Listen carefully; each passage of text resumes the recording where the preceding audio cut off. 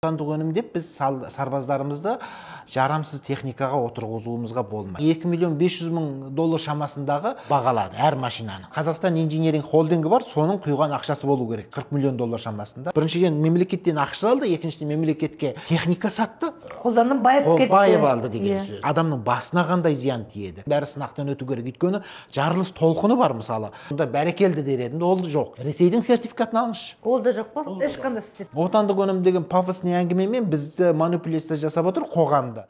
Сәлеметсіз бе, құрметті көрермендер. Сіздер білесіз, осы аптада мен әскери техника бойынша журналистік зерттеу жүргізіп жүрмін. Сол тақырып бойынша мен бүгін сұхбаттасатын әріптесім, белгілі әскери жолаушы Амангелді Құрметұлы. Сәлеметсіз бе? Саламатсыз ба? Қош келдіңіз. Рахмет, сіз уақыт тауып менің сұрақтарыма жауап берем деген үшін. Бірінші сұрақ, сіз енді белгілі, біздің бәріміз әріптесіміз айтады, осы әскери тақырып бойынша бәрін біледі деп. Осы тақырып бойынша қашаннан бастап сіз енді хобби ретінде өзіңіз айналыстыңыз ба, осы қызықтырушылық қашаннан жылы бастады, солын айтып кетсеңіз? Жалпы бала кезімізден біз енді Бауыржан Момышұлының еңбектерін оқығандықтан, өмірбаянын оқығандықтан әскери тақырыпқа қызықтым. Және бір қызығы, мен 6-7 сыныптардан бастап-ақ Рокоссовскийдің, Жуковтың мысалы меморум естеліктеріне қызығып оқыған адам едім. Кейіннен журналистік қызметімізде, енді 20 жыл болды мен журналист болып жүргенде, соның соңғы бір 10-12 жылы әскери тақырыпқа көбірек жазам. Және ұдайы зерттеп түйіп отырам. Кейін әлеуметтану ғылымында магистратурада оқыған кезде Қазақстандағы келісімшартпен жұмыс істейтін әскери қызметшілердің социальный портреті деген тақырыпты кәдімгі ғылыми негізде зерттедік. Ол енді әскердің социалдық портреті, біздің келісімшарт әскерлері кімдер, тағы басқа деген сияқты. Одан кейін техникалық жағынан да ұдайы бақылап отырмын. Демек, бұл саланы жазып, бұған ұдайы бақылау жасап, материалдарды жинап жүргеніме кемі 10-12 жыл болды деуге болады. Бала кезіміздегіні есептемегенде. Өте қызық екен. Енді осы соңғы жылдары біздің әскери техника бойынша өзіңіз енді оқып жүріп, жазып жүрген шығарсыз. Мен жақында соған қызықшылығым, заводқа бардым. Содан кейін біраздан кейін осы сұрақтарым болғаннан кейін жазып сұрақ қойып ем, маған шабуыл, кибербуллинг деп шабуыл жасады. Бәрі ботаферма болсын, басқа бір белгілі блогерлер болсын, бәрі өзім түсінбей қалдым. Олар неге соншама маған шабуыл жасап, неге сондай буллинг болып жатыр, неге травля болып жатыр дегім деп. Сондықтан сіз осы тақырыпты, осы Барыстың заводы бойынша жазғанда сізге осындай шабуыл болды ма, кибербуллинг? Әлбетте болды. Жалпы бұл Қазақстан Paramount инжиниринг компаниясының өнімдерін мен 16 жылдан бастап таныспын, нақты көрдім. Өйткені Кадекс көрмесіне алғаш рет Арланды әкеп қойды. Ол кезде де біз қуандық, біздің отандық техника, алғаш рет өзіміз өнім жасап жатырмыз, тағы басқа деген сияқты. Бірақ бұл компанияның артында тұрған оңтүстік африкалық Paramount Group бар. Соның бизнестегі жолын қадағалап отырған кезде сәл күмәнді сұрақтар болған.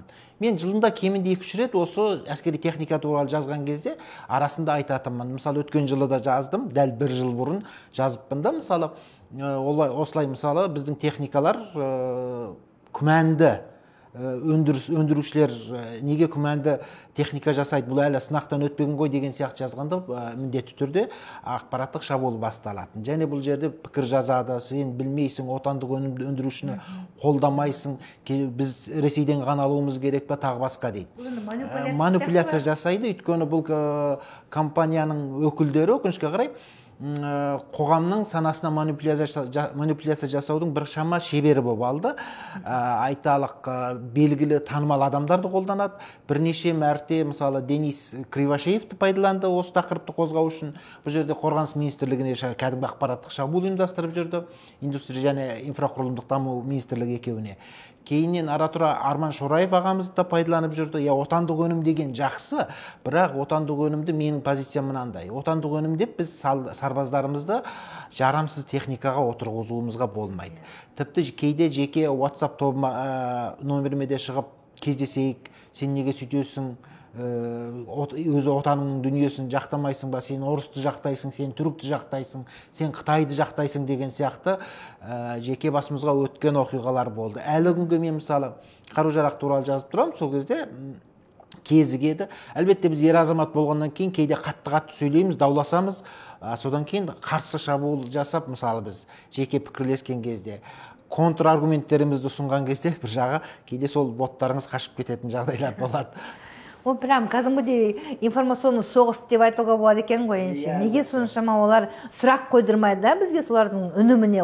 Шынында да біз өзіміз бәріміз отаншыл болғаннан кейін әріміз де қуанғымыз келеді ғой сол отанның үніміне. Бірақ бізге басқа бір сұрақ қойсаң шабуыл басталады деп. Мысалы біз сұрақ қойған кезде, сіздің мына сұрағыңызға жауап береміз, біз мынандай кемшілігіміз бар, бұны былай түзедік деген сияқты аргумент ұсынбайды. Ең жаманы сол. Мысалы қараңыз, Барс 8x8 деген көлік болды, соның сынағы өткен кезде сол көліктің алдыңғы доңғалағы оң жағы және сол жағы 3 рет үзіліп түсті. 3 рет, 3 жерде, отарда және тағы басқа жерлерде. Біз оны ұдай бақылап отырдық. Одан кейін мотор қызып кеткен жағдайы болды. Радиациялық шабуылға мысалы төтеп бере алмайтындай болды. Мысалы ішкі герметизациясы нашар, тағы басқа деген сияқты. Көп минустар болды, соны айтсаң, сен отандық өнім дейді да. Ал егер бір инженері келіп түсіндірсе, кешіріңіз, түсіп қалған рас, бірақ біз осындай минуттың ішінде жөндедік. Осыны енді кейіннен зауытымызда әкеп, сол қатесін түзеп, осындай элементпен ауыстырдық деп дер кезінде ақпарат бермейді ғой. Сіздің жеке басыңыз өтеді. Сіз мысалы қайдан білесің, сен инженерсің ба, тағы басқа дейді. Инженерлер белгілі бір бағасын беретін шығар. Біз бірақ оқырманбыз, біз төлеп жатқан салығымызды, және біз азаматтарымыздың амандығын тілейміз да, сол себепті жаңағындай ақпараттарға міндетті түрде жауап алғымыз келеді. Оны өздеріне жау көреді, мен соны түсінбеймін. Жау емес, шын мәнінде маған салса, мен осы компанияның өнімі сапалы болса, қатты қолдар едім. Маған салса.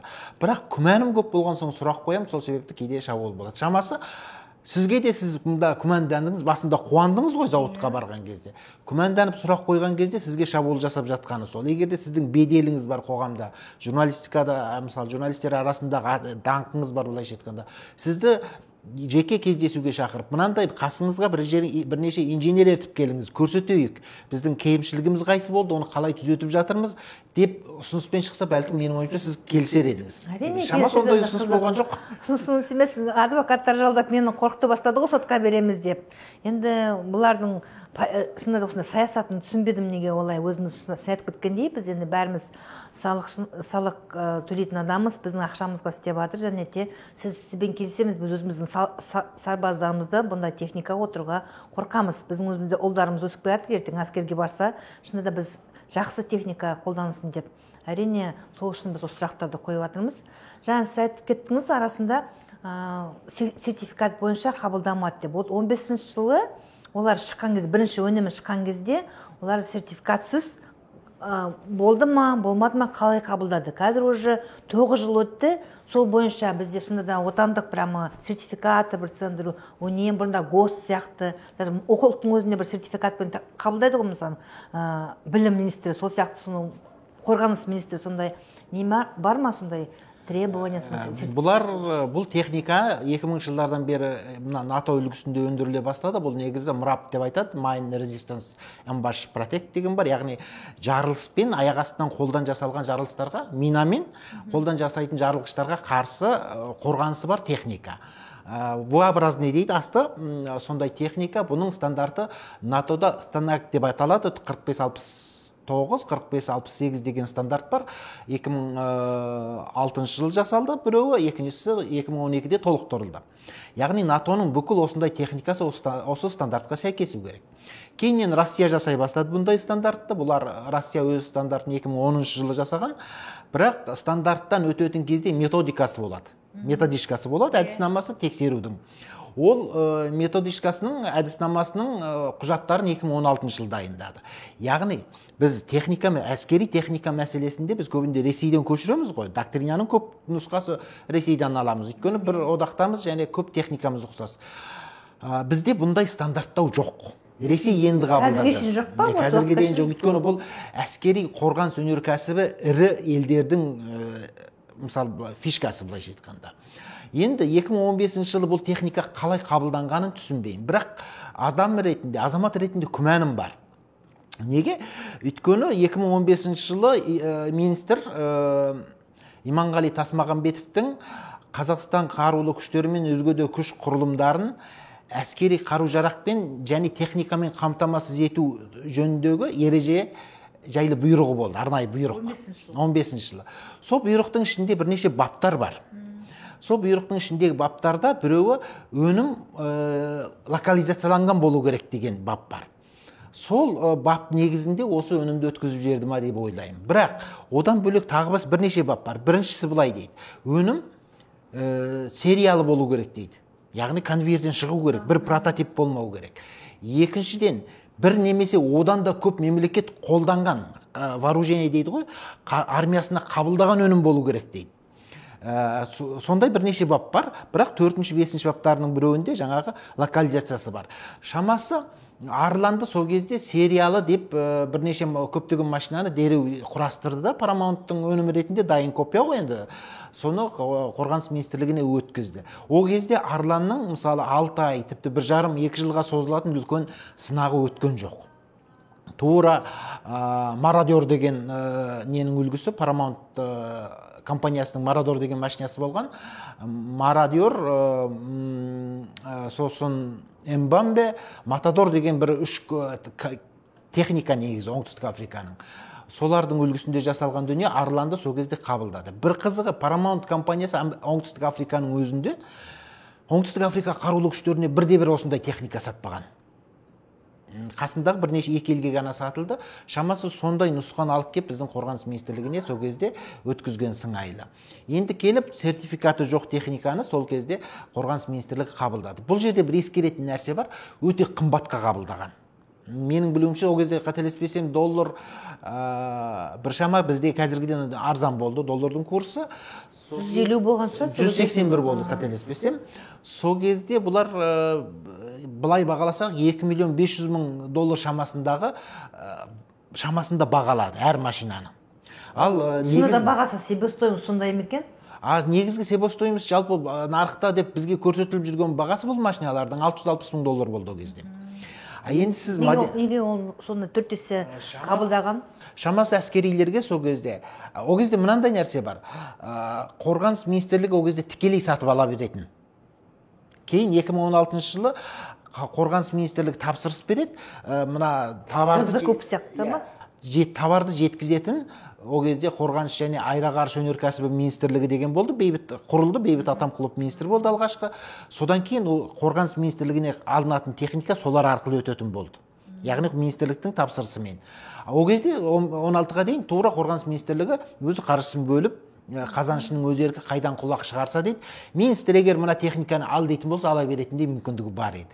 Сол кезде кеткен сияқты бұл техника. Енді қараңыз, 2,5 миллион долларға жету үшін 600.000-нан кемінде 3 есе әйтпесе 3,5-4 есеге жуық қымбат. Модификация жасады деп айтуы мүмкін, бір Арланды модификация жасау үшін 4 есе модификация жетілдіру. Онда сіз бір Арланның үстіне 4 Арланды жапсырғанмен бірдей боласыз.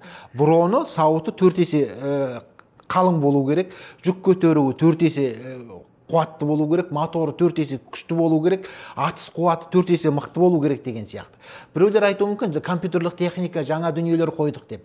Жақсы, мына техникаға ондай тым артық ештеңе қоя алмайсыз. Мысалы, бронды техникада, танктерде динамический защита деген бар, динамикалық қорғаныс және активный защита деген бар. Активный защита дегеніңіз кәдімгі ол радары тағы басқасы көп, өте современный техника. Оны қойғанның өзінде ол Арланның өз бағасынан 4 есе арзан қымбат болуға тиісті емес. Жарайды, қатты қымбат болды дегенде ондай ең заманауи техниканы бір машинаға жапсыратын болсаңыз, үстіне бір есе баға қоюға болады. Жарайды, 1,200,000 долларға дейін жеткізуге болады. Енді әрі қарай 2,500,000-ға жеткізу үшін может, былайша айтқанда дисктерін алтын жалату керек шығар, ішіне платина қою керек шығар. Амангелді мырза, сонда қалай болып тұр? 4 есе бағасын қойғаннан кейін біздің қазіргідей бюджеттің ақшасын жеген түрі ма? Менше сондай, шын мәнінде солай күмәнданамын. Яғни, мына мысалы мемлекеттік сатып алуларда кейде завышение цена дейді ғой, цена дейді мысалы. Из одного источника дегеннен басқа конкуренция болмаған ең қандай болса да сондай бағаны қоя береміз ба? Баға қойылып тұр сол жерде меніңше.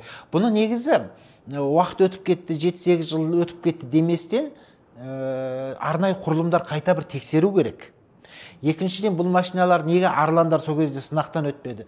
Тәуелсіз экспертиза қайда? Мысалы айталық журналистер, депутаттар, қоғам белсенділері, инженерлер, запастағы әскерилер, запастағы МЧС төтенше жағдай саласының қызметкерлері бар комиссияның көз алдында осыларды сынақтан өткізсе белгілі бір сұрағымыз болады ғой. Біз ондайдың ешқайсысын қоя алмадық қоғам ретінде. Аяқ астынан білдік, арландарды алды дедік. Иә, аты жақсы арлан деген бізге ұнайды қазаққа. Барыс деген аты жақсы ұнайды. Жүрегіміз жылап кетеді. Иә, ана Ресейдің БТР-ін немесе айталық Қытайдың бір техникасының аты болса ұнамай қалуы мүмкін. Арлан, алан деген енді барыстың баласы ғой. Кәдімгі разы боласыз да, аты керемет. Бірақ сол атына заты сай болса, бағасы сай болса деп тілейміз да, оған өкінішке қарай олай болмайтын сияқты. Жаңа сіз айтып кеттіңіз локализация деп. Барысов айтуынша сол 70 немесе 70% локализация деп отыр. Сіз қалай ойлайсыз? Барысов мырза жалпы бұл өнеркәсіпті қазақ отандық дейді, локализация жасап жатырмыз. Кейде айтады 70%-ға дейін, кейде 76%-ға дейін локализация жасадық деген сұхбаттарын көрдім. Мынандай сұрақ бар да, локализация дегеннің өзі не? Бізде қоғамды манипуляция жасау үшін импорт алмастырумен отандық өнім деген ұғымдар бар, білесіздер. Отандық өнім деген әңгіме болады, сосын қазақстандық үлес деген болады, мысалы Қазақстанның жаңағы өнеркәсіптегі. Локализация деген негізі теориялық тұрғы, ең алдымен қандай да бір кәсіпорынның өз тауарын сату үшін бір елдің аумағына бүкіл циклмен кіруі, былайша айтқанда. Бірақ циклмен кірген кезде бүкіл өнімін өзі әкеледі. Енді локализацияның әр түрі бар да, бірінші сатысы, екінші, үшіншісі деген сияқты. Мысалы Өзбекстанда білесіз, Өзбекстанның көліктер шығарып жатыр. General Motors соған кезінде машинаның зауытын шығарды. Кейіннен кадрларын тағы басқасы дайындығы күшейген кезде сол двигательді өзі Өзбекстанда құрастыратын зауыт ашты. Өзбекстанда. Сол арқылы олар локализацияны шын мәнінде лайықты істеп жатыр. Бізде қазір өкінішке қарай темірін алып келесіз, кабельдерін алып келесіз, доңғалақтарын алып келесіз. Енді отверточный дейді ғой, бұлай отверткамен, бұрандамен құрастыратын деңгейдің сәл әдемі айтылған түрі. Бронды лист дейді, темірлерді әкелдіңіз. Локализация деген соны дәнекерлеу болатын болса, сол кабельдерді корпустарға орнататын болса, және біздегі бірнеше кәсіпорыннан шыны немесе орындық сатып алатын болса, егер оны локализация дейтін болса, онда мен бұл сөзді жай ғана жарнама үшін пайдаланды деп есептеймін. Орындықтар алып жатыр дейді да, отандық өнеркәсіптен сондай пружиналы, серіппелі әскери орындық сатып алып жатырмыз дейді. Енді сол сатып алып жатқан компанияның артында кім тұр? Ол орындықты қайдан әкелді? Әскери амортизациясы бар орындықтар. Соны сұрау керек. Одан кейін мысалы шынысы бар, бронды шыны. Оны қайдан әкелді? Доңғалақ Беларусиянікі. Оны қайдан әкелді? Мотор онсыз да шетелдік мотор. Мысалы трансмиссиясы шетелдік трансмиссия. Алиссандікі мысалға. Оларды қайдан әкелді? Ол енді әкеліп осы жерде құрастыруды мен локализация деп есептеймін. Егер де қосымша мысалы сол Paramount'тың ықпалымен бізге сол Allison трансмиссиясын жасайтын кәсіпорын қосымша келіп бір шағын зауыт ашқан болса, онда қуанар едім, бәрекелді, Барысов бізге қосымша не алып келді?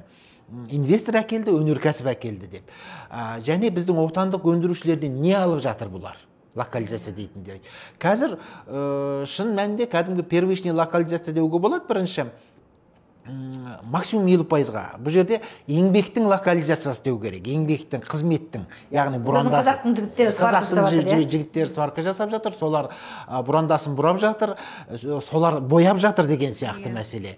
Ал енді сіз жаңағы бронды ArcelorMittalға немесе тағы бір кәсіпорынға тапсырыс беріп, көміртегі қосылған, вольфрам қосылған, немесе өлтірілген уран дейді, мысалы объединенный уран дейді, соның қалдығы қосылған қуатты брон жасап беріңдер деген тапсырыспен солар істеп өндіріп берсе сізге, онда мен қуанар едім. Ондай тапсырыс көріп отырған. Швециядан қазір әкеліп жатыр. Швециядан әкеледі, өйткені әлемде көп бронды солар жасап жатыр. Бірақ көп ел осындай өндіріс жасаған кезде мейлінше өздерінің нұсқасын кіргізгісі келеді. Егер де сіз шетелден алмай, бірте-бірте өзіңіз алмастырмасаңыз, отандық болмайды ешқашан.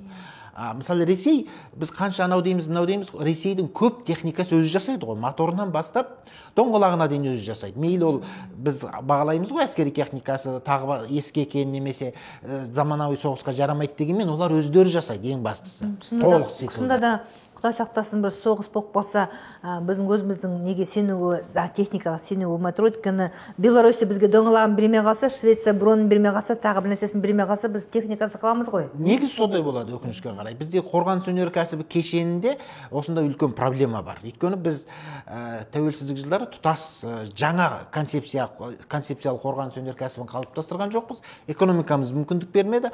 Ал Белоруссияның, Украинаның, Ресейдің Совет одағы кезінде ондай базасы болды. Мысалы, ойлаңыз, Украинада Совет одағы кезінде қорғаныс өнеркәсібінде 1800-ден астам предприятие дейді ғой, мекеме жұмыс істеді. 1800. О жерде 2.300.000-нан астам инженер, конструктор, тағы басқалар жұмыс істеді Украинада. Бізде 51 ғана зауыт болған. Предприятие дейді, кәсіпорын. Сондықтан бұл жерде жаңағы бізге отандық өнімді жасадық, осындай зауыт аштық деген кезде бізді қуантатындай өнім бермей отыр да. Егер де Paramount'тың бір дүниесін басқа бір Қазақстандағы бір компания жасап жатса, және сол шынымен өзіміздікі болса, конструкторлық бюросы болатын болса, әр детальға жаңалық кіргізетін болса, онда мен қуанар едім. Бұндай техникаға жергілікті мамандардың жаңалық кіргізгені, ғылыми наукоемкий дейді ғой, мысалы, ғылым көбірек қажет ететін сала, өзіміздің мамандар келіп еңбек етіп тер төгіп жатса қуанар едім. Бұлар өкінішке қарай ондай істегеннен гөрі жарнамамен және сізбен біз сияқты адамдарға буллинг жасаумен айналысып жатыр да. Сондықтан локализациясына мен 70% дегенге сенбеймін. Ең оптимист болғанның өзінде 50% дей алар едім. Оның өзінде жаңағы бояуы, отверткамен құрастыруы, доңғалақтарын орналастыруы, тағы басқа деген сияқты. Ол 50 емес қой, енді ол көп болса 10-20% шығар. 10-20% шынайы қарайтын болсақ. Сіз айттыңыз, енді завод дедіңіз, завод болғаннан кейін конвейер болу керек. Енді қазір бұл какой-то штучный бар, кейбіреулер кустарный производство дейді. Шынында енді Африкада да сондай ма? Солардың бойынша істеп жатырмыз ғой, образец бойынша. Бұл қалай сонда бір штук данадан істейтін бір зат па, әлде шынында завод болғаннан кейін конвейермен шығу керек? Негізі конвейермен шығу керек. Африкада негізі мұрап деген осы үлгідегі техниканы оңтүстік Африканың армиясына берген зауыттар басқа. Африкада, яғни оңтүстік Африкада осындай айналысатын бірнеше зауыт бар. Бірақ Paramount о жерде Африка үкіметінің өзіне, оңтүстік Африка үкіметінің өзіне, ондағы әскерилерге де өзінің техникасы сапалы екенін көзін жеткізе алмады. Алмайды өздерінің әскеріне. О жерде мысалы еуропалықтармен біріккен жақсы зауыттар бар, солар жасады. Кейіннен Әзербайжанға сатты бірнеше данасын, бұлар 27 дана сатты қателеспесем. Одан кейін Африканың бірнеше еліне сатты, және түрлі көрмелерге апарып жүретін. Бұл Paramount'тың өндірген өнімдері неде Азербайжанда 27 дана болса, тағы бір мемлекеттерде 25 дегенде оқыдым. Максимум 200-250 дана ғана өндірді. Әртүрлі классымен, мысалға М-8 бар, Мародер бар, Матадор деген сияқты. Бұларда кейін компания Сингапурмен бірігіп 2011-ден бастап жұмыс істемекші болды, бірақ Сингапурдың тапсырысын орындай алмады, ақыры банкрот болған. 16 жылы банкрот болды. Енді абсурд мынада, неге біз банкрот болған зауыттың өнімін бізге тасып әкелдік? Егер барсып бізге шведтердің айталық Пирана деген осындай техникасы бар, Пирана. Мысалы, финдердің Патрия дегені бар. Ол кезде олар НАТО-ның мүшесі емес еді. Олармен келісуге болар еді. Солар да келсе, неміс пен Нидерландтың боксері бар, солар да келсе. Американы айтпай-ақ қояйық, мысалы, Макс Про, Австралиямен де келісуге болар еді, мысалы, Бушмастер деген сияқтыларды. Сондай техникаларды әкелсе, Ошкош деген бар, мысалы, америкалық. Сондайларды әкелсе, онда разы болар едім. Тіпті Польшамен келсе. Неге әкелмей отыр? Неге осы Африкаға жабысып қалды? Сол Paramount үшін банкрот болған фирманы мен келісімге отыру деген, меніңше, мына қоғам ештеңе түсінбейді. Сол арқылы мемлекеттен белгілі мөлшерде мемлекетті халықты алдап, сонда бұл сыбайласпа, жемқорлық сонда бір нәрсе болып тұр ма? Мүмкін сияқты. Жаңағы бұл жерде компанияның құрылған кезде алғаш мемлекеттің салған қаржысы бар, қателеспесем, Қазақстан инжиниринг холдингі бар, соның құйған ақшасы болу керек, $40 миллион шамасында. солар қалай игерілді және ол мемлекетке қайтарылды ма деген қосымша сұрақтар бар. Яғни бұл жерде сізбен оны қайдан білуге болады? Қайтарылды ма, қайтарылмады ма? Бұл мемлекеттік халықтың ақшасы ғой, енді бюджеттің ақшасы бар. Бәлкім депутаттар қаржы саласының мамандарына, министрлікке, қорғаныс министрлігіне, Қазақстан инжинирингке депутаттар сауал жолдау керек шығар, тапсырыс. Сіз бен біз журналистер әдетте білесіз, бір мәселеге қатысты сауал жолдай бастасақ, өзімізге қарсы шабуыл басталады, буллинг болады және кейбір бұл әскери сала болған соң, әскерилер әдетте кейбір мәселені құпия дейді. Сондықтан бұны кәдімгі депутаттар сұрау керек. Сол ақша қайда екен, салынып па жоқ па дегенде. Халықтың ақшасы қашынан бері құпия болды ғой. Мысалы, әскерилер бір жаманы, өкінішке қарай әскерилер, күш құрылымдары көп мәселе. Енді бұл әскери емес, бұл частный завод болып тұр ғой, частный бизнес. Сіз сұрайын дегенім, бұл завод, әскери завод частныйда жекеменшік болған дұрыс па, дұрыс емес па? Негізі әскери завод, көп әскери заводтар белгілі мөлшерде жекеменшік. Мысалы, шетелдерде сондай, ол заводтарға мемлекет тапсырыс береді, бірақ талаппен тапсырыс береді. Бізде егерде Paramount сияқты тағы бірнеше завод болса, өзара бәсекесі бар. Біздің қорғаныс министрлігі күшті талап қойып, бәріне ақша мынанша суммаға мынандай сапасы бар техника дайындап бер деп айтуға қақылы. Батыста солай. Мысалы, General Dynamics бар, мысалы, General Motors бар, мысалы, Boeingтің өзі, Lockheed Martinнің өзі, немесе Rheinmetall Германияның. Оның бәрі жекеменшік, Airbus'тың өзі былай жеткенде, бизнестікі. Бірақ мемлекет оған тапсырыс береді, қорғаныс саласы. Егер бұның жекеменшік болғанын мен қарсылығым жоқ, шын мәнінде, жекеменшік болсын. Бірақ бұл жерде әу баста мемлекеттің үлесі болды бұнда.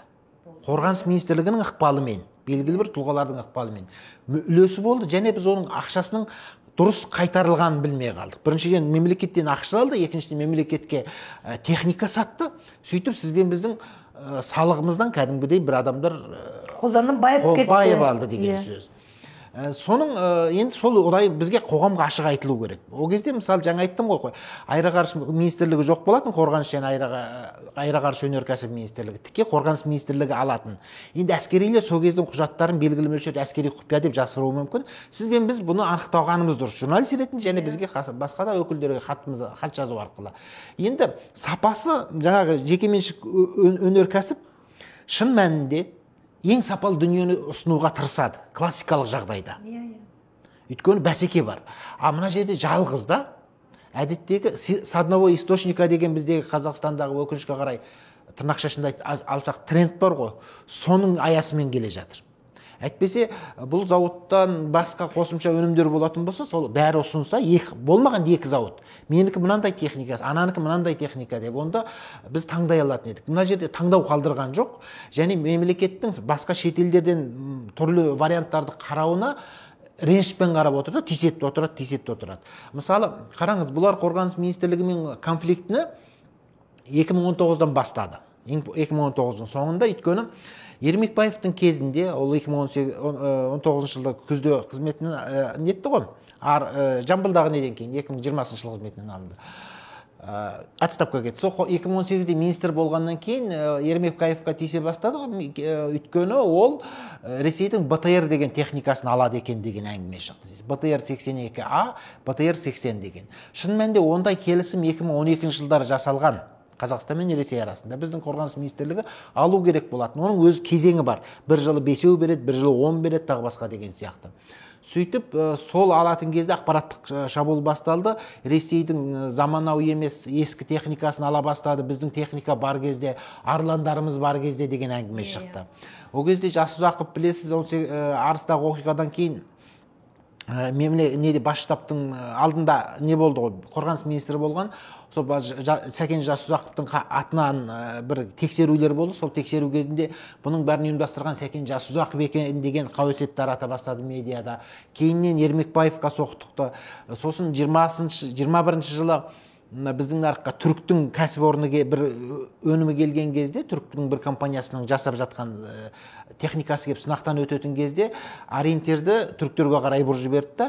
Бектановқа соқтықты алдындағы қорғаныс министрлігі, қазір Руслан Жақсылықовты былайша айтқанда медиа арқылы бомбалап жатыр. Ұдайы соған бомбаға не істеді ме? Енді ядерный бомба лақтыратын болды ма? Бұл қызық екен, онда сондай завод, әскери заводты қорғаныс министрімен соғыс ашып, министр несе ауысса да олардың соғыстары бітпеді екен. Сонда енді неге олар министрлер, біз қорғаныс министрі олардың өнімдерін алмай жүр? Сонда да шынында да несі көп па? Біріншіден қорғаныс министрлігі онда әскери сарапшылар бар, мамандар бар, түрлі жағдайда тексереді. Соңғы өнімдерін Арланнан кейін, мысалы, Барс 8x8 деген көлігін өте қатты сынақтан өткізді. Өйткені альтернатива бар еді алдындағы. Ол 21 жылдары өтті. Оған үшін сынаққа қарамай ала салған ба? Оған дейін Арланды алды ғой алдында. Кейін Барысты кәдімгі қатты сынақтан өткізді. Білесіз, біздің кейбір әріптестер бұл мәселенің үлкен оқиғаны бір офицерлердің инсайдерский хаты негізінде жақсы үлкен мақала жариялады. Кейін мен көптеген видеоларын, былайша айтқанда, әскерилердің отчет есебін оқыдым. Сол кезде мысалы қараңыз, бұл техника доңғалақтары қатарынан 3 рет сынып кеткен. Сіз ойлаңыз, келе жатқан машинаңыздың алдыңғы доңғалағы түсіп қалады мысалға. Сондай да болған екен. Сондай 3 рет болды, бір емес. Бір рет болса, случайность деуге болады, кездейсоқтық.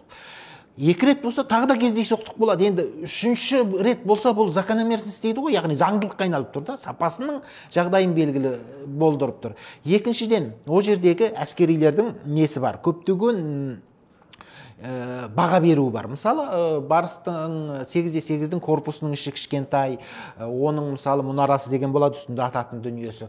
Оның орналасуы дұрыс емес, одан кейін суда жүзе алмайды. Егерде мысалы техника Ертіс өзеніне кеп қалса, бұл жүзіп өте алмайды.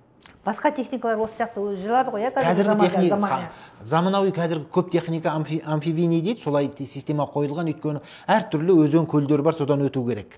Сіз мысалы Құдай бетін арғылысын, бір өзенге келдіңіз, жүзе алмайтын болсаңыз, біздің Есілдің өзі айталық 3 метр, 4 метр терең, кейбір жер.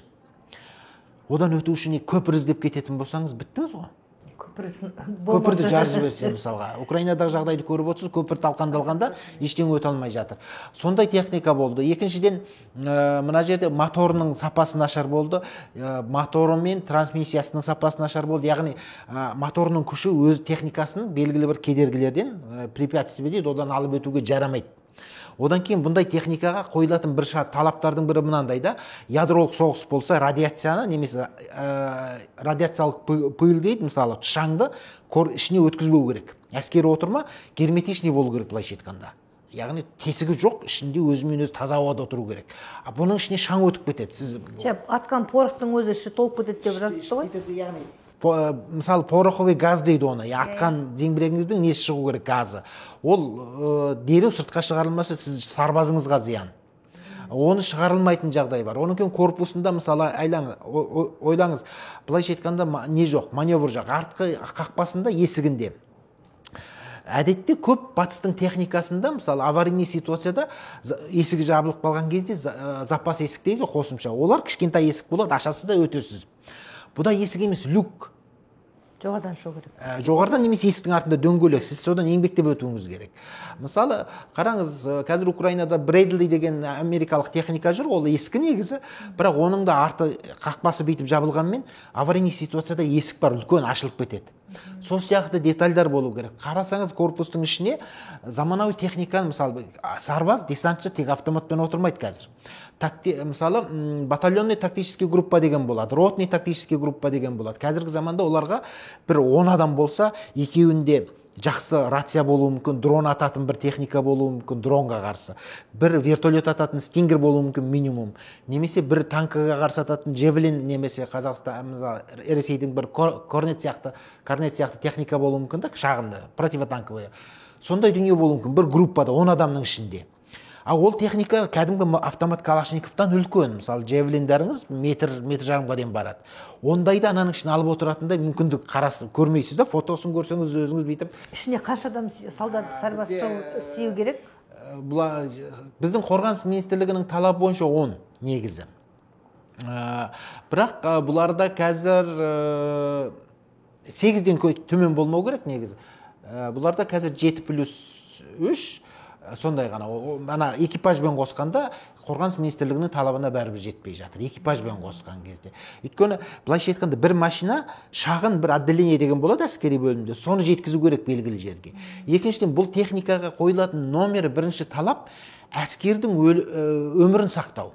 атысып мысалы танкімен соғысу емес, иә соғысады, мылтығы бар, сөз жоқ, пулеметі бар, мысалы 30 миллиметрлік болуы мүмкін, 20 миллиметрлік болуы мүмкін, зеңбірегі болады, тағы басқа тек қосымша атыс қару бар, бірақ десантшыны тез арада аман есен бір окопқа жеткізу немесе бір жерден алып шығу керек сіздің әскеріңізді, сіз бен біздің баламызды, құдай сақтасын, ұрыс жағдайында. Ал енді мысалы ауыр техника бар, танк, ол кәдімгі арнайы өзі соғысады ғой. Бұндағы бронетранспортер деген ұғым мәселе ғой, яғни транспортер дегеннің өзі тасымалдау, адамды тасымалдауға арналған. Бұл жаңағы мысалы БМП дейді, мысалы боевой машина пехоты деген, ол бөлек, ол жаяу әскердің соғыс машинасы, жаяу әскермен бірге жүріп соғысады. Бұлар соғысы қосымша элемент. Шын негізгі функциясы адам өмірін сақтау. Енді анандай бір-біріне қайшы келетін детальдар болған кезде адам өмірін қанша сақтайды? Мәселе осында болып тұр. Екіншіден, бұл зауыттың өнімдері шынайы полигонда қаншалықты сыналды деген мәселе бар. Компьютерда имитация жасауға болады, бір техниканы сызасыз, осынша тротилға жарылады, 10 килоға, 8 кило тротилге тағы басқа деп, бірақ оны полигонда жару бар. Полигонда басқа нәрсе. Өйткені мысалы полигонда метеоусловия бар, тағы басқаның бәрі әсер етеді. Сол кездегі ауа райы тағы басқа қосымша болса да 0,1% болса да әсер етуі мүмкін. Бұндай сынақ жоқ қой. Бізде Қазақстанда оның техниканы сынайтын полигондар жоқ дедіңіз ба? Менің білуімше бұндай арнайы мақсаттағы полигон жоқ. Біздегі әскери сынақ дегені көп жағдайда атыс және жүріс бөлігін сынауға арналды. Моторын, жүруін, атыс бөлігін. Енді мысалы айталық, бұл техниканың сапалы мүмкіндігі үшін жарылыс сынағын өткізу керек. Оның ішінде манекендер болу керек. Яғни жарылыс болған кезде адамға қалай әсер етеді? Біз ойлаймыз, бұл техника адам өмірін сақтады дейді. Бірақ сақтағанмен адам егер мертігіп қалса, кемтар болып қалса қайтеді. Бұл жерде адамның басына қандай зиян тиеді, жұлынына, омыртқа жүйесіне қандай зиян тиеді, басқа сүйектеріне қандай зиян тиеді, асқазан іш құрылысына қандай зиян тиеді дегеннің бәрі сынақтан өту керек. Өйткені жарылыс толқыны бар, мысалы, удары болады, ударная волна. Соның әсері болу керек. НАТО-ның стандарттарына, тіпті Ресейдің стандарттарында да бұл бар, сондай сынақ өткізу. Ал енді бізде бұндай сынақ жасалған жоқ. Сондықтан мысалы бұдағы былайша айтқанда жай машинада біз әдетте краш тест деп айтамыз. Бұларда краш тест деп айтпайды, бірақ манекенді қолданып отырып сынақ өтпегендіктен бұған баға беру қиын. Енді бұндай сынақсыз сіз бұған сертификат бере алмайсыз. Сонда да осылай манекенін қойып үшін өтпеген ба? Манекен жоқ қой бізде ондай. Еще бізде ондай арнайы полигон жоқ. Бұны сыртқа апарып сынақтан өткізген жоқ. Бірақ сыртқа апарып дегенде енді бір машинаны болды, білесіз, анау Чеченстанның президенті Қадыровқа кетіп қалған бір арлан бар мысалы. Сол бойынша мен көрдім, интернетте жазыпты бір журналистер тоже. Шынында да сол машинаны Ракешев Қадыровқа сыйлаған ба? Және де ол машина, сол Қадыровқа сыйлаған машина Украинаға, Мариуполға жүрген ба? Сіз қалай ойлайсыз, шынында солай дұрыс па? Мысалы Ракешевтің сыйлағанын білмеймін. Жалпы ел ішінде мен бұны жеке адам ретінде іздестірген жоқ, мен таза техникалық тұрғыдан қарадым да. Рақышев пен Айбек Барысовтың өте жақсы дос болған туралы ақпаратты оқыдым мен. Әрі қарай қазбалаған жоқпын. Бірақ ол машинаның Чеченстанда болғаны рас, және Қадыровтың Росгвардия әскери күшімен Мариуполға барғаны да рас. Оны Ресейдің блогерлерінен бөлек, Украинаның блогерлерінен бөлек қазір халықаралық Oryx деген жүйе бар. Үлкен жасанды интеллектіні пайдалана отырып, әр детальды фото, видеомен дәлелдейтін үлкен сайт бар, кәдімгі зерттеу. Бүкіл әскери сарапшылар сол Oryx-тің данныйларын алады, деректерін. Сол Oryx-тің өзінде тұр. Және ең абсурды мына жерде Oryx-тегі зерттеушілер Арлан Қазақстан деп Қазақстанның туын көрсетіп қойған. Яғни Ресей жеріне келіп кеткен техника ретінде. Оның видеосы бар Мариупольда жүрген. Ол енді Мариуполға былтыр кірді ғой, Ахмат полктары кірген кезде, сол кездегі видео. Кейіннен шамасы ол қайтадан Чеченстанға алып кеткен сияқты ол техника. Сол жерде болған шығар. Мүмкін ол жерде қалғанда шығар. Бірақ мынау ғой, Мариуполға кімнің, Қадыровтың әскері Мариуполдағы Азов полкі берілгеннен кейін қаланы ресейліктер басып алғаннан кейін кірді. Олар енді өкінішке қарай былай ғой, тикток войска ғой, былайша айтқан кезде бүкіл шаруа біткеннен кейін артынан туларын көтеріп, ұрандатып біз жеңдік деп кіреді. Шын мәнінде үлкен майданда жүрген жоқ олар. Арланның енді солай шетелге шығып кеткені рас. Бірақ ешбір полигонда болмағаннан кейін бұған бұны қалай экспорттайды мысалға. Енді егерде жаңағы Мариуполға кірді дейтін болсаңыз, шын мәнінде, егерде сол техника әлі сонда жүретін болса, біз халықаралық мына Орикстің жүйесінде кәдімгі Ресейге қару-жарақ берген елдердің қатарына кіргей тұрмыз да, Иранмен бірге. Енді айтатын шығар, бұрын берілген тағы басқа деп. Бірақ бұл енді бір техниканы мемлекет рұқсат берді ма, жоқ па, қандай құжатпен шекарадан алып кетті, әскери техника деп алды ма, жоқ әлде адам жеке басы сондай әскери техника сатуға бола ма, болмай ма, даже жай бермесе де? Негізі жеке басы сатуға тиісті емес қой. Ол бұндай әскери техниканың саудасында мемлекеттің шын мәнінде бақылауы болуы тиіс. Өте контрольный болу керек. Өйткені бұның артында үлкен дау бар. Біз мысалы қазір былтыр тамыздан бері әскери техниканы экспортқа шығаруға тыйым салды. Айтпақшы, мына Paramount'тың мамандары осыны жиі айтады, біз экспортқа шығарайық десек тыйым салған, тағы басқа деп. 2022 жылдың тамызында тыйым салынды. Оған дейін біз шығардық. Экспортқа шығарды ма Paramount? Paramount шығарған жоқ, біз басқа техника шығардық. Басқаларын, мысалы патрон шығардық. Аналар неге шығармады, неге осындай тыйым салынды? Бұл Ресейдегі Украина-Ресей соғысына байланысты тыйым салынды да, біз енді санкциядан неттік, қаштық шамамыз келгенше. Ал бұрын оған дейін әскери техниканың біразын шығардық. Әскери техника болғанда өндіріс, қосымша өнімдерді. Ал енді 2015-тен 22-ге дейін Paramount Engineering өзінің өнімдерін ірі көрмелерге апаруға болар еді. Дубайда өтетін көрмелер бар, Катарда өтетін көрмелер. Бірде-біреуінде болған жоқ менің білуімше. Және сол жақтан келісімдер алуына болар еді. Жаңағы Катардан және Африканың кейбір елдерінен адамдар келісімге ұмтылыпты деп жатыр да, Африка нарығына қазір түріктер кіріп кетті, о жаққа Қытай кіріп кетті, еуропалықтар кіріп кетті. Мына сосын таяу шығыс бар, Кувейт, Біріккен Араб Әмірлігі, Катар, Оман, Бахрейн деген сияқты елдерде қазір ол жерде именно осындай техниканың бәсекесі жүріп жатыр. Ірі компаниялардың бәрі. Енді Барысов айтуынша басқа елдердің сол техникасын салыстырған жақсы көреді. Соны салыстырғанда біздікі күшті деп әрқашанда айтады. Сонда қалай ол салыстырады? Полигонда болмаса, жаңағындай нелер выставкада, көрмеде болмаса, қатыспаса, соның айырмашылығы басқа, мысалы, түрік техникасын салыстырған жақсы көреді. Соның өзіңіз пікіріңіз айтыңызшы, салыстырғанда шынында да солай ма, жоқ, ол неге өзінше? Осының салыстыруы кезіндегі Paramount компаниясының белгілі бір ақпараттары негізінде салыстыратын сияқты. Яғни оңтүстік Африкада белгілі бір тәжірибе болды ғой, содағы жиналған ақпараттармен.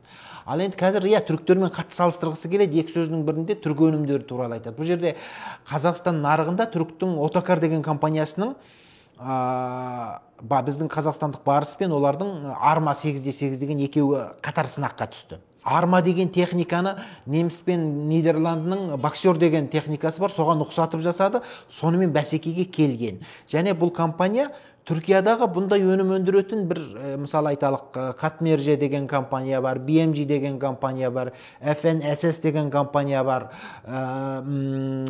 Nurol деген компания бар, осы Отокар бар. Кемінде 6-7 компанияның арасындағы бәсеке. Олар да бәрі НАТО-ның стандартымен жасалады. Өздері НАТО-ның мемлекеті.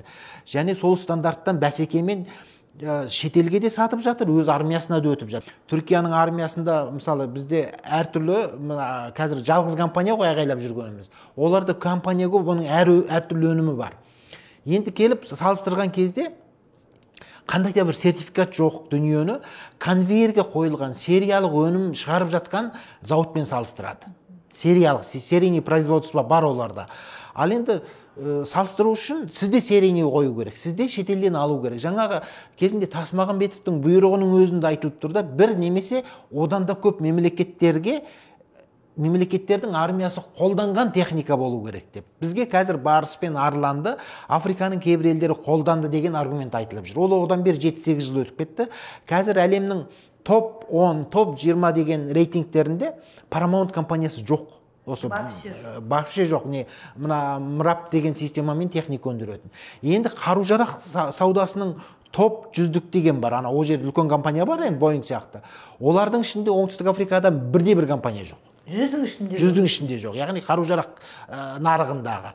Бұны мен аспаннан алып отырған жоқпын. Стокгольмдағы бейбітшілік және соғыс бейбітшілік мәселелерін зерттеу жөніндегі институт деген бар, үлкен авторитетті ұйым. Не деген CRPI деген институт, соның даниларында оңтүстік Африкадан компания жоқ. Енді сонда елден алып отқаныңызға жыным келеді да. Болмағанда бір Польшадан алса екен, финдерден алса екен, мысалға. Енді локализация тағы басқа өзгерттік өзіміздікі деп мақтанады. Мысалы, локализацияның супер үлгісі бар, мысалға, шведтер Leopard 2A5 деген танкыны былайша даттыбы модернизация жасады, локализация жасады, өздерінің көп детальдарын қосты. Ол қазір CV-122 деген отдельно танк болып шықты, по идее. Бірақ Leopard 2A5 марка, Leopard негізі, анау қаңқасы әубас Leopard болды. Одан кейін сұмдық локализация жасады. Ал енді біз мысалы қараңыз, 2018-дің соңында Қазақстан инжиниринг пен Aselsan инжиниринг деген компания бізде тұрған армиядағы Т-72Б деген танкке модернизация жасады. Локализация емес, модернизация. Сол кезде ол танктың ату қуаты километрге ұзарды. 1 километр алыс қататын болды, еще 1 километрге алыс қатқанда дәл тиетін болды. Компьютердің жүйесін жақсартты, анау тепловизорын тағы басқасын супер қылды. Беларустар, украиналықтар, кейбір орыстың эксперттер айтады да, Т-72 танкының модернизациясының патологы, ең шыңы осы, бұдан әрі қарай уже жаңа танк жасамасаң, оны әрі қарай модернизация мүмкін емес дейді.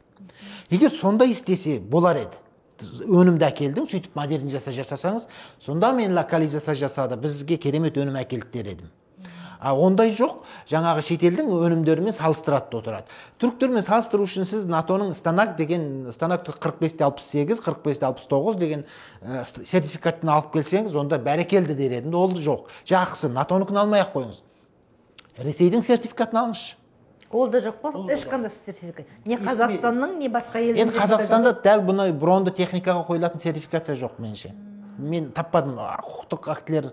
Енді қараңыз, енді сонда бізге не істеу керек, бізге емес, біздің Қазақстанда айтқанда бұл кісілер бар соғыс алдында Африканың несін ал деп осы соғыса бере ме информационный войнада, жаңа соғыс кіммен, министрмен, әлде шында да модернизация жасап ауыстыра ма? Немесе тағы бір сұрағым, осы 14-ші жылы осы завод ашылған кезде неге Семей инжиниринг деген бронды жөндеу заводының негізі соның басында неге ашылмады, неге жаңадан ашылды, жаңа жер беріп, сес беріп, оған бүкіл привилегия беріп, салық бойынша. Соның өзіңіз пікіріңіз енді қалай бұл неден шешу керек? Мен мысалы сол кезде, білесіз, ол кезде біз жалпы бір жаңа бір айғайлап бір нәрсе ашуға құмар едік жалпы. Біз мысалы анау зауытты ашып жатырмыз, мынау зауытты ашып жатырмыз дегенге құмар едік. Сондай хайптың ішіне, мемлекет деңгейінен ұйымдастырылатын хайптың ішіне кіріп кетті да.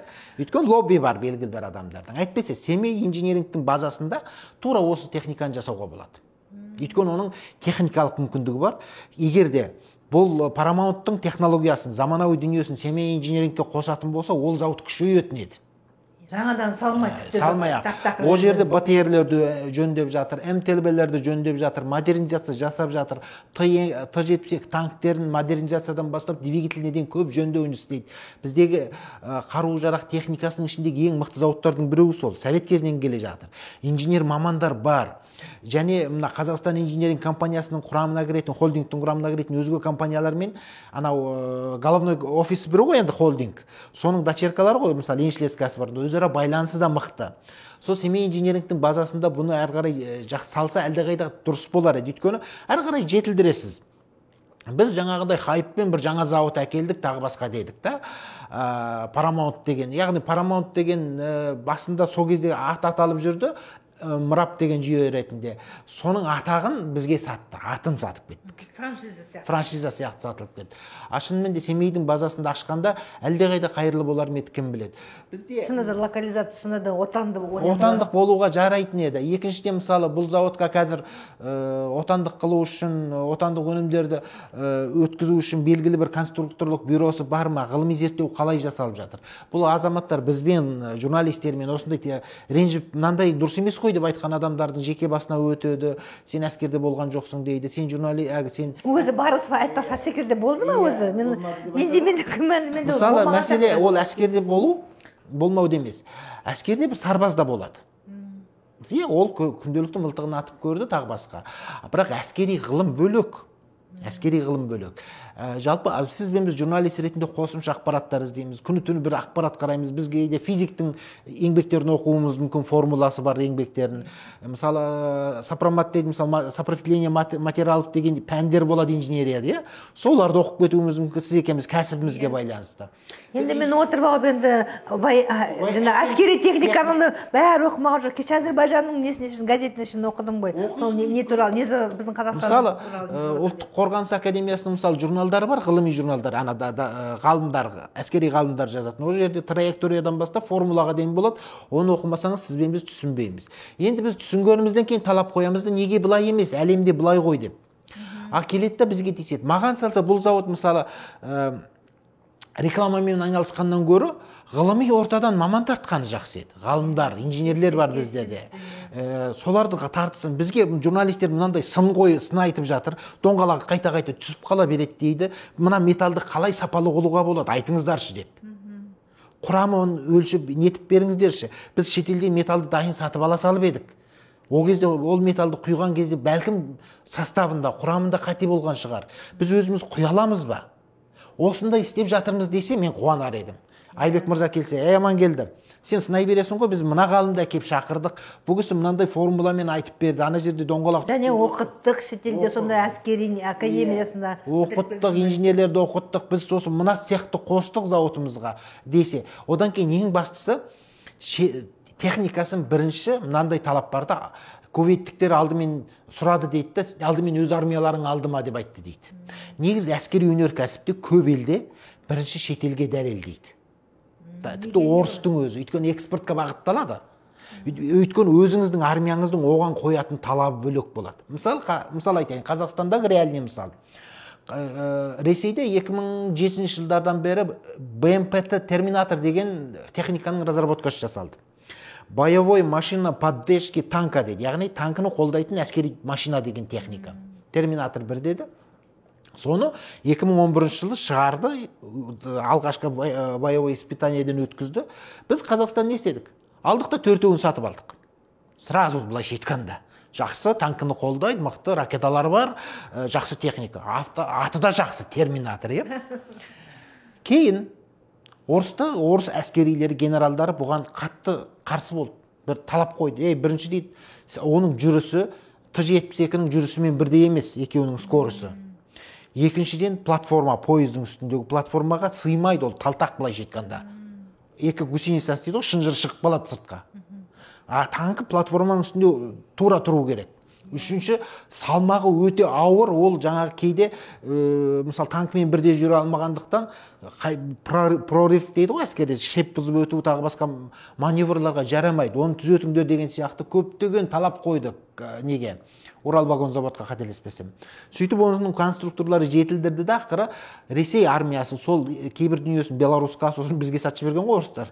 Соны өздерінің армиясына 2018 жылы алды. Бас штабтың бұйрығымен енді болды, доработка жасалды, жетілдірілді, біздің талаптарға сәйкес келді, сынақтан өтті, енді алайық дейді. Көрдіңіз ба? Ал Урал вагон завод оны сатқысы келді, сатты да бізге. Сол сияқты жаңағы түріктің де көп компаниясы өзінің армиясынан бұрын шетелге сатып үлгереді. Шетелдіктердің талабын орындаса, соған өткізеді. Ал содан кейін өз қорғаныс министрлігін айтады да, былайша айтсақ, адами тұрғыдан айтсақ, қара, сен мойындамайдың, қолыңнан келмейді деп. Көрдің ба? Кувейт алды, Араб алды, Египет алды. Енді не дейсің? Олар бізді бағалап тұр ғой деген сияқты аргумент үшін қажет. Біздерде қазір кувейттіктер сендердің өз министрліктерің неге алған жоқ деп айтты деп талап қояды да. Көрдіңіз ба? Яғни бұл жерде екі жақ, бұл аргумент тупиковый аргумент, былайша айтқанда, тығырыққа тірейді. Екі жақты тығырыққа тірейді. Неге ол алмаса мен алмаймын деген сияқты. Әскери техникада өйтіп сенің министрлігің алды ма тағы басқа деп талап қоймайды. Өйткені әскери техникада әр өкіл келсе, мен мысалы араб болсам, кувейттік болсам, мен өзімнің құмымның жағдайын көріп келем. Ана техниканың доңғалағы құмға қаншалықты батады, қандай мүмкіндігі бар, бізде 50 градуста қызып кетпей ма, тағы басқа, ішіндегі кондиционері қандай, тағы басқа дегеннің бәрін көріп бағалап келем. Және өзімнің армиямда қандай техника, оқ-дәрі қолданады, соның бәрін есептеп келем. Соған сәйкестендіруге бола ма? Екінші, кез келген әскери техниканы алатын кезде, әлем бойынша бұл енді стандарт. Біз ойлаймыз ғой, әскери техника жасалды, болды деп. Шын мәнінде әскери ғылымда бір техника жасалса, оның модернизация жасау потенциалы болу керек, коридор. Танктерде де, самолеттарда да бәрінде сондай. Өйткені егер модернизация жасау потенциалы болмаса, компьютерный технология тағы басқа дамып жатқан кезде сіз ана техникаңызды дамыта алмайсыз, ескіріп қалады. Мысалы, күндердің күнінде мен анаға егер әскери болсам былай талап қояр едім да, FPV дрон деген бар. Қазір Украинада видеоларды қарап жүрсеңіз, ана дронмен басқарады да барып жарады, танкының үстіне, немесе БТР-дің үстіне. Сондай дронға қарсы қорғаныс ұйымдастыр деп талап қояр едім кәсіпорынға. Егер техниканың модернизациялық потенциалы болмаса, ол істей алмайды. Ал егер дополнительный потенциалы болса, онда істейді. Ол үшін техниканың жүк көтеруі, моторының тартыс күші, қосымша элементтерді қосу мүмкіндігі болу керек.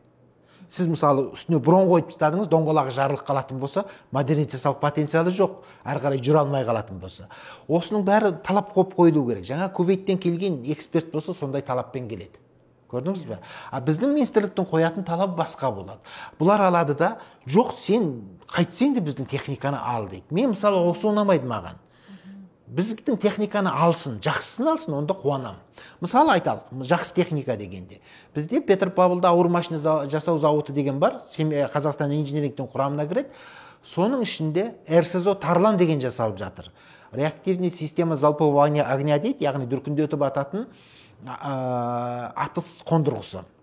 Тарлан деген. Ол Израиль системасымен жасалып жатыр. Израильдікі. Оның мүмкіндіктері Ресейдің градынан, ураганнан мықты.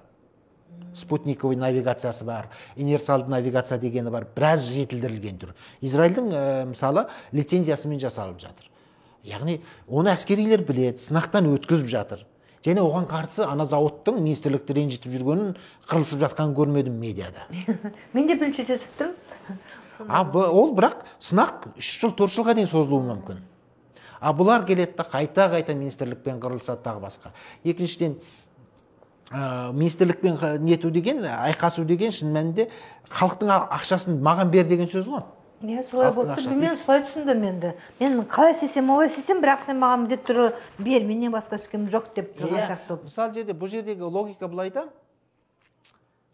конкурент болмағаннан кейін, жалғыз адамның бәйгесі сияқты. Сіз бәйге, аламан бәйге ұйымдастырдыңыз, бірақ жалғыз атыңыз бар да. Жалғыз атпен шаба бересіз. Ол біріншіде келуі мүмкін, ол соңында да келуі мүмкін, өйткені жалғыз. Біздегі ситуация қашан келсе де приз сода. Приз сода қалай келсе де. Енді қалай өзгерту керек? Сонда да конкуренция, бізде мүмкіндік бар ма біздің елде сонда конкуренция? Конкуренция белгілі мөлшерде мүмкіндік бар, мысалға. Біз бұл жерде мемлекет бізге өзге кәсіпкерлердің бізге осындай лицензиямен өндіріс ашуына тең қарау керек. Мысалы, әкелем десе, айталық, поляктардың технологиясын әкелем десе, финдердің технологиясын әкелем десе, ашық қарасын. Екіншіден, бұл зауытта, мысалы, бірінші зауыттың иелерінің көзқарасы дұрысталған дұрыс, иелерінің, сол азаматтардың, бизнесмендердің. Қайтсем де біздікін ал демей, біз қоғам келіспесек, біздің келіспейтін әр деталымызды дәлелдесін, сөзбен емес, іспен. Сіз екемізге қою керек. Мұнда сендер көрдіңдер ғой, ал жүріңдер сынайық. Сендер айтқасындар мынандай сынақ. Мұнда манекен әкелдік, мұнда краш-тест жасадық, мұнда жарылыс көрсеттік. Әскерилермен келісіп, бір жерге апарып, жарып та көрсетсін, тағы басқа қылсын. Бірнеше прототипін жасасын. Мысалы, Барыс 8x8-де жалғыз машина бар. Ойлаңыз, жалғыз машинаны анда сүйрейді, мұнда сүйрейді. Ал бұндай сынаққа ірі компаниялар, жаңағы бұлармен конкурент болып отырған түріктің компаниясы, бір мезгілде 10-ын әкелуі мүмкін, 40-ын әкелуі мүмкін. Пожалуйста, жарыңдар деген сияқты. Өйткені ары қарай үлкен контракты бар ғой. Болады, бой берсе. Сол сияқты. Ресейде сондай техника әкелуі мүмкін. Сондықтан біз сізбен біз мысалы ренжіп айтатын болсақ, бұндай мәселеде бізге дәлелдесін. Екіншіден, бірінші мәселе техникасын жетілдіріп жатқанын дәлелдесін. Өйткені қазір ақпарат заманы, сізбен біз кез келген техникалық ақпаратты алып оқи аламыз және оған қатысты альтернативалық көзқарастарды танимыз, мамандардың пікірін таба аламыз, тіпті талап ете аламыз мысалға. Екіншіден, бұл топ шындап келетін болса, осы кәсіпорынның қаржылық ашықтығын дәлелдесін. Қаржылық ашықтығын. Айталық, әу баста бөлінген қаржы қалай болды, қандай құжатпен ашылды, тағы басқа деген сияқты. Тіпті бізге мынанда дәлелдеуіне болады. Біз бәлендеген компаниямен келісімге ұмтылдық. Мынандай хатымыз болған. Мысалы айталық, анау Рейнметалл мен Кроуман ғой деймін, немістің бір компаниялары бар. Солармен келісімге ұмтылдық. Олар ақыры бізге талабы өте ауыр болды, қабылдамады. Біз мысалы шведтермен келісім жасағымыз келді деп. Мысалы ойлаңыз, шведтен металл аламыз да бронь. Сол броньны алуға келістік. Бәлкім шведтен сол лицензионный копия жасауға келісуге болар ма еді? Бәлкім болатын еді ғой мысалы. Шведтер осындай техниканы өндіруде сапалы техника жасайды. Әлем мойындайды. Броньны алып отырмыз. Африкаға қарағанда шведтер енді жақсы шығар енді өндірістері. Өндірістер өте жақсы болып есептеледі. Осындай саладағы БТР, БМП. Мүмкін қымбат шығар, соның бәрін бізге айтсын. Қымбат болды біздің арқылы. Ал енді локализация деген бұл жерде мәселе орталық Азияға келіп алып, біз енді дереу Қырғызға, Өзбекке, андамында алдымен Қазақстанға күшпен алғызамыз. Одан кейін соларға сатамыз деген сияқты идея сияқты. Өкінішке қарай, бұлар бізбен қазір қорғаныс министрлігімен ұрысып жүрген кезде өзбектер өздерінің осындай техникасын жасай бастады. Тарлон деп аталады, біздің Арланға ұқсас. Шын жасап жатыр ма? Жасап жатыр, құрастыра бастады. Яғни бұл нарыққа кірген бетте бірінші кірді ғой 15-те. Бірінші кезекте маңайға елінуге ұмтылу керек еді біздің министрлікпен қырылыспай. Ал енді қазір біз только бізге бағытталып отырған кезде нарыққа басқа ойыншылар кіріп қойды Өзбекстанға. Қателеспесем, енді Қырғызға да осындай зауыт саламыз деген компаниялар бар. Сонда аймақта 5 компания келетін болса, біздің Paramount'тың шансы тіптен төмен. Онда бұл тағы өмір бақи біздің министрлікті, немесе Қазақстан үкіметін біздің техниканы ал деп, былайша айтқанда, енді қатты кетсем айып етпес, зарлап өтетін шығар.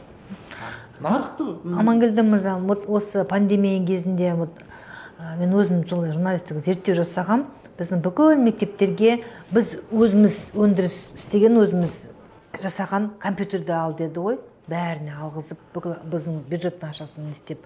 Сол компьютердің бәрін мен мектептерге барып алдым, қарадым. Сіз сияқты бір эксперт, компьютердің жақсы білетін бір жігітпен кездесіп, екеуміз ашып көріп, соның несін пікірін жаздым. Жаңағы компьютер шынында жай алып, Қытайдан жаптыра салғандай Маден Қазақстан деп олынды.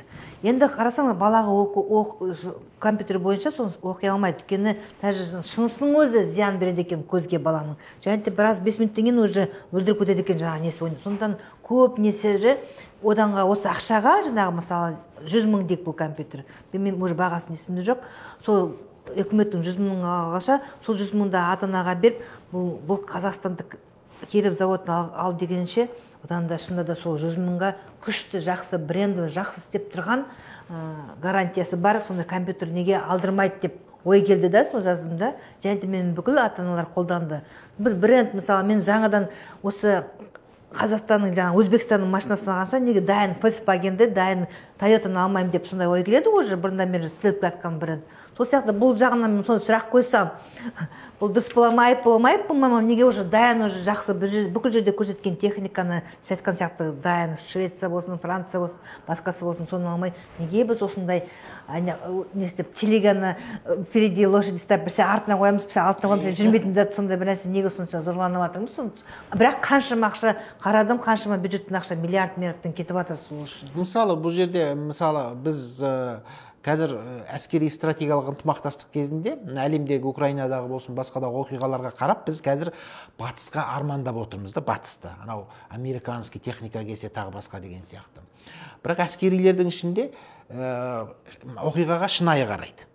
Мысалы, бұлар әу баста мысалы БТР-ді алуға қарсы болды. БТР-ді алуға. Бірақ бізде 3000 БТР бар.